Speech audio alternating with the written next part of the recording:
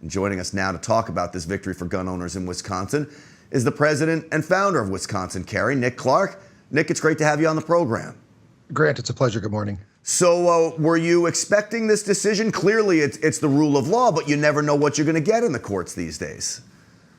Yeah, I think for me, the odds got really good back this summer when the Solicitor General's office, which is part of the Department of Justice under very pro-freedom Attorney General Brad Schimmel, filed an amicus brief in our behalf. So we knew we had a very strong position. We were very optimistic, and it's obviously good. Very pro-gun, Supreme Court as well. So we were optimistic, but you never know until the ink gets down on paper. All right, so the town of Madison said no handguns on city buses. It's typical of liberal cities that freak out over firearms. They don't understand the difference between a right and a privilege. City bus is owned by the government. You cannot bar someone from carrying a gun if they have a concealed carry permit onto a bus. Yeah, Wisconsin law prohibits it.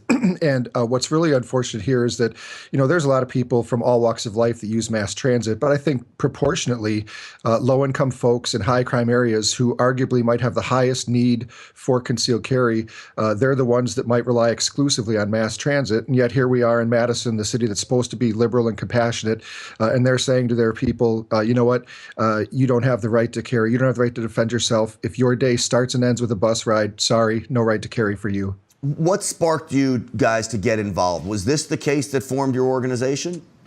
Yeah, no, we actually formed back in 2009 for another lawsuit here in Wisconsin before we had concealed carry at all. The only way to carry was open carry, and the gun-free school zones prohibited that because they were so suppressive and blanketing of areas. So that was our original lawsuit. That was made void because we did pass concealed carry, so there was a way to carry.